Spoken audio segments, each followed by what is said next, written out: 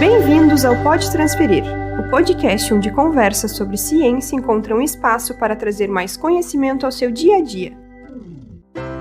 Essa é a série Cientistas, Educadores do Cotidiano. Vamos embarcar em conversas fascinantes com cientistas e especialistas que trabalham com questões ambientais. Olá pessoal, sejam bem-vindos a mais um episódio do Pode Transferir, uma ação de divulgação científica da Universidade Federal de Pelotas. Para conhecer o nosso trabalho, sigam @Projeto Transfere. Eu, Maria Eduarda. E eu, Amanda, somos estudantes de Química e atuamos nos projetos Transfere, Química no Cotidiano e Tecnologia de Informação e Comunicação do programa Química em Ação. E você que está nos ouvindo já se perguntou como desenvolver ações de sustentabilidade nos espaços reduzidos de uma área urbana? Para responder essa pergunta, hoje temos o prazer de receber Giovana Mendes de Oliveira, professora da Universidade Federal de Pelotas, graduada em Geografia, mestre e doutora em Geografia, com ênfase em Geografia Humana. Muito obrigada pela presença e seja bem-vinda, professora. Eu que agradeço de estar aqui com vocês. Primeiramente, eu quero parabenizar o projeto, porque eu acho que a gente está precisando muito desse tipo de espaço aqui no Brasil, de um modo geral, mas em Pelotas em especial. Também quero dizer para vocês, para mim é muito importante estar aqui falando sobre sustentabilidade ambiental urbana, que é uma discussão que eu faço dentro dos meus projetos, dentro das minhas ações, que a gente vai falar sobre isso, mas em especial, sobretudo, nesse momento que a gente está sentindo na pele, né? O que podem fazer para nós, quais são as consequências das mudanças climáticas?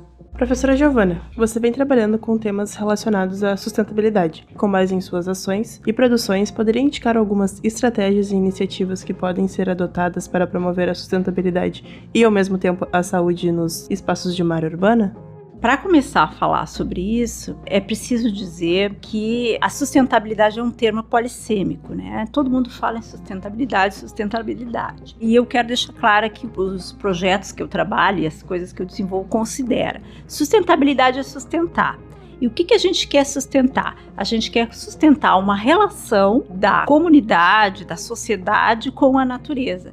Mas uma relação onde o maior elemento, o maior objetivo é a vida, como diz o professor Tchepo, ou a aposta pela vida, como diz o professor Leff. E a sustentabilidade ela tem que acontecer em vários momentos do planeta, em vários lugares do planeta. Mas as cidades elas têm que ter atenção muito destacada, porque lá é onde vai ficar a maior parte da população nos próximos séculos. Então já tem pesquisa mostrando, principalmente esses séculos, os outros eu não sei como é que a gente vai sobreviver, né? Nesse século já está se mostrando que a população vive nas cidades e a tendência é que a população viva mais, em especial nos grandes centros. Então é óbvio, nas cidades é que vai haver problemas ambientais. Então a gente tem que dar atenção a ela. Mas, por outro lado, são nas cidades que tem a inovação, tem a ciência, tem a tecnologia, tem os poderes e que a gente pode trabalhar, articular para fazer uma transformação. E também nós temos que entender que as cidades elas têm que ser vistas como um ecossistema. A professora Pinksel diz que é um ecossistema com vários ecossistemas. E essa questão é bem importante, porque a gente tem que olhar como ela se organiza. E eu quero trazer um exemplo, que é a questão da compostagem. Se a gente for pegar a compostagem no meio rural, qual é o principal elemento? É o esterco. Nas cidades, nós não temos, até podemos ter, mas não é frequente, nem o esterco, nem a vaca, nem o boi, ou outros animais. O que a gente tem nas cidades? A gente tem o resíduo das cozinhas e a gente tem a minhoca. Então, nas cidades, a compostagem tem que ser feita com os insumos que existem. Então, vejam que isso mostra que são ecossistemas diferentes e que elas têm que ser trabalhadas de acordo com as suas características. Não podemos esquecer como é que elas funcionam, porque senão todas as nossas propostas não vão acontecer. E quais são as propostas possíveis? Então, aí, respondendo diretamente a pergunta. São várias. Então, a gente vai ter desde propostas muito simples, como a separação do resíduo sólido, diminuição dos plásticos, a gente pode ter diminuição dos ultraprocessados, nós temos aí a redução do consumo em geral e nós temos ações mais complexas que são a transição energética. Então, dentro dessas possibilidades, tem outras tantas possibilidades. Então, possibilidades existem, a gente tem que colocar em prática. A senhora mesmo estava falando sobre as crises climáticas e tudo isso que vem acontecendo. Recentemente, a gente viveu uma calamidade ambiental no nosso estado, com enchentes, devastações, perdas financeiras e até mesmo de vidas, tanto humanas quanto animais, o que gera grandes preocupações. A partir disso, e considerando a crescente preocupação global com as mudanças climáticas, você vislumbra que a agricultura sustentável urbana pode contribuir na redução desses efeitos? Sim, claro que sim. A agricultura urbana, ela tem sido falada, tem sido muito propagandeada. A FAO está falando, o Habitat, o último Habitat que teve lá por 2013 também falava sobre isso, né? A gente já está com leis estaduais, leis federais falando sobre a agricultura urbana, ela tem grande potencial. E eu vou citar 3 aqui muito simples. O primeiro é com relação à segurança alimentar e nutricional, porque pelo óbvio, né? A gente vai comer legumes e verduras, eles são bons para a saúde, e como a gente vem tratando com produtos orgânicos, então a gente vai ter uma garantia maior da questão nutricional. A partir da agricultura urbana, a gente pode trabalhar com a questão da saúde, em função dos fitoterápicos, que vão ser auxiliares aí no tratamento de doenças, para ser muito tímida com relação aos fitoterápicos e às plantas medicinais, mas também porque o estresse, né? Porque as pessoas que trabalham com a agricultura urbana, elas acabam diminuindo o seu estresse, né? Vão lá, trabalham de uma forma mais socializada, mais comunitária, mais alegre, e isso vai ajudar na saúde. E também, obviamente, ela ajuda o clima, porque a gente vai ter mais verde e menos concreto.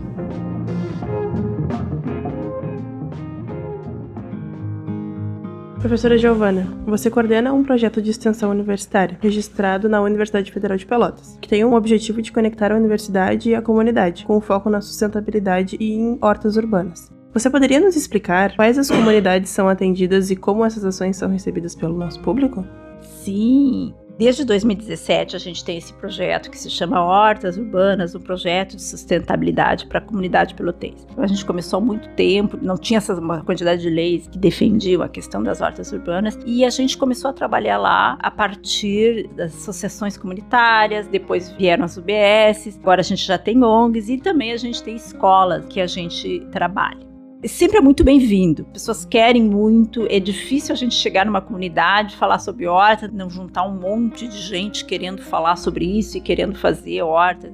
O difícil, e aí isso é bom pontuar, é continuar as hortas. Eu acho que a gente já iniciou cerca de 20, 25 hortas e poucas estão em funcionamento. Então é um trabalho que é difícil, não é tão simples assim, mas que a comunidade quer isso. O que a gente precisa fazer é fomentar isso e dar condições para que isso aconteça nas cidades.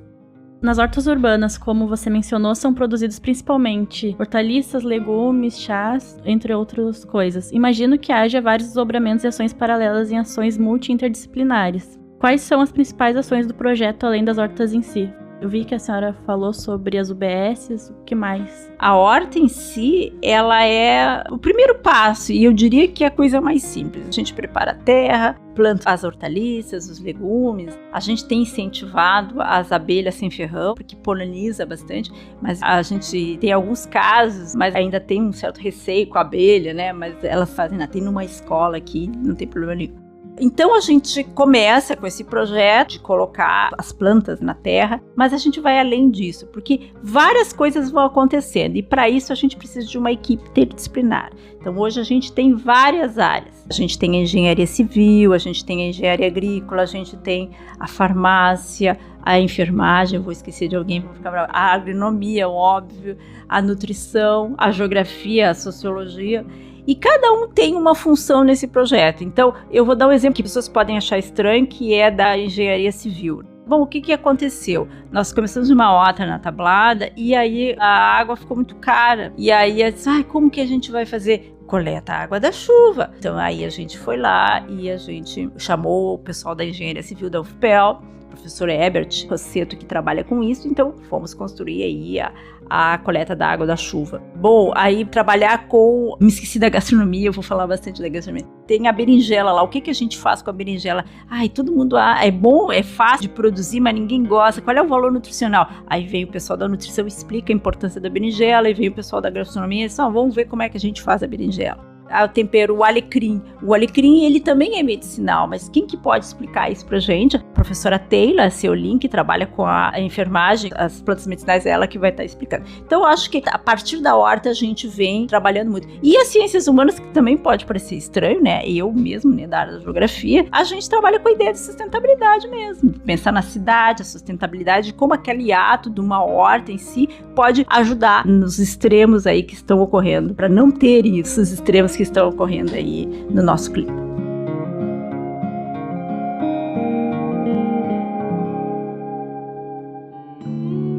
Professora, sobre o que a senhora estava falando, os alimentos e as plantas medicinais mais saudáveis e orgânicos obtidos das hortas podem contribuir na criação de um sistema alimentar mais saudável. Com isso, você poderia compartilhar alguma experiência advinda de suas ações nas comunidades? Pois é, tem muitas ações que eu poderia falar, mas eu vou chamar para minha fala as ações que estão ligadas à gastronomia, porque eu acho que mostra um pouquinho da horta. Então, como é que começou essa história da gastronomia? A gente começou lá na tablada e a gente montou a horta. Mas aí, o que a gente faz? Tinha uma certa dúvida. Uns gostavam dos legumes, não gostavam de outras verduras. E aí começou a ideia de fazer um cozinhar. Mas aí, quem que tem receita? Todo mundo falava das receitas. E eu me coloquei, não sou uma grande cozinheira, né? Cozinho só pra minha família e fiz um almoço lá para 20 pessoas, talvez até um pouquinho mais, onde a gente fez massa com a sálvia que a gente tinha, porque também não tinha muita abundância. Fiz a massa com sálvia e a massa ao pesto. As duas que ao mesmo tempo são medicinais e são extremamente saborosas. E aí a partir daí todo mundo começou a fazer e descobrir receitas. E aí a gente profissionalizou, e aí veio a gastronomia. Aí surgiu o hambúrguer, e esse aí foi fantástico. A professora Jamile Wine, lá da gastronomia da UFPEL, ela fez um fast food. Então era pão de espinafre, hambúrguer de berinjela e ketchup de pimentão. Então foi um sucesso. A partir dali a gente começou a fazer. E também, uma outra experiência que eu acho que é bem legal, que é ligada à gastronomia, foi no Picrespo, que era uma UBS, que lá é um espaço pequeno, a gente começou com hortaliças, e agora até eles estão querendo se voltar mais para as medicinais. E lá a gente fez um hiperdia. O que acontecia? Os médicos começaram a dizer para a gente faz hiperdia e sempre tem comida, só que a comida não é muito saudável. Vai lá a equipe do Hortas e pensar. Daí veio a professora Sônia Deneghe da nutrição, professora Jamile da gastronomia, eu junto, né, para falar de sustentabilidade. Então a gente se reuniu e eu falei da sustentabilidade, da importância, né? Aí a professora Sônia falou da questão nutricional e aí fizemos uma prática. E aí a gente fez, isso eu nunca vou me esquecer, a gente fez tabule, elas fizeram, né, os alunos, né? E aí todos os alunos se envolvem, não é só os alunos da gastronomia. Aí a gente fez o tabule, a gente fez quibe vegetariano, até no nosso livro tem essa receita. E elas fizeram um molho de iogurte com pepino e serviram para todos. E aí a professora Sônia Deneghe falou, olha, tem uma coisa diferente aqui, tem ingredientes secretos, tem coisas que vai faltar, enfim. Aliás, que não vão reconhecer. O que era? A professora Sônia e a professora Jamile não colocaram nem sal nem açúcar em nenhuma das coisas que as pessoas estavam provando. Claro, hiperdia, hipertensas e diabetes. Eu tenho certeza que até hoje tem moradores ali da comunidade que não acreditam que não tinha. Então, acho que é isso, né? É um pouco de fazer da horta uma mudança, né? Uma mudança mesmo no modo de vida. Para concluir, você gostaria de deixar alguma mensagem para os nossos ouvintes sobre seus projetos, produções e sustentabilidade urbana? Vou terminar como eu comecei, tá? Nós estamos sofrendo o aquecimento global, os eventos extremos vão acontecer e a gente precisa de mudança. Para isso, é necessário, daí o IPCC já está dizendo isso há horas, que é necessário mitigação e adaptação. Nós estamos numa fase que, se a gente não mitigar e adaptar, a gente não consegue sobreviver. Para isso, a gente precisa de inovação. A gente precisa de inovação tecnológica, sim. A gente precisa reforçar o Sistema Nacional de Inovação Brasileiro. Precisa de ciência, precisa de tecnologia, precisa de espaços como esse para poder divulgar o que a gente vem fazendo, para que a gente possa alcançar um futuro, pelo menos, com possibilidades melhor. No entanto, eu quero ressaltar o seguinte: se a gente fizer tudo isso e ainda assim não valorizar a vida, ter como norte a vida, e as nossas inovações e as nossas mitigações, aí a gente vai ficar realmente numa situação muito complicada. Muito obrigada, professora Giovana, por compartilhar as suas experiências. Adoramos ter essa conversa com você, ainda mais sobre um tema tão atual e importante. Sinta-se à vontade para comentar algo a mais. Agradecemos novamente a sua presença aqui conosco no nosso Pode Transferir. Eu também só tenho a agradecer para vocês, né? É sempre bom estar aqui discutindo e quando quiserem pode me chamar de novo. Muito obrigada. Aos nossos ouvintes agradecemos por nos acompanharem. Não se esqueçam de seguir nossas redes sociais, @Projeto Transfere, para mais discussões sobre ciência, tecnologia e educação. Nos vemos no próximo episódio.